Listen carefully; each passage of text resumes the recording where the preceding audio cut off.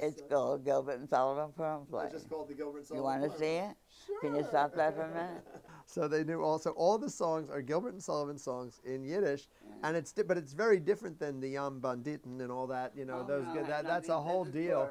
That was a whole thing because this is a Purim play, a Purim Gilbert and Sullivan play. I mean, that's amazing, isn't that wonderful? I didn't know this. I never heard about it.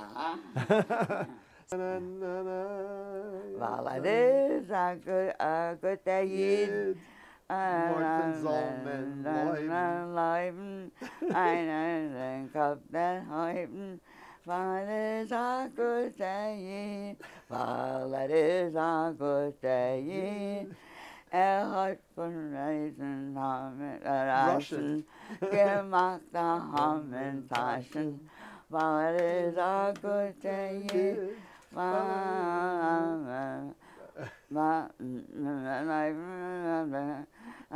a good day, while it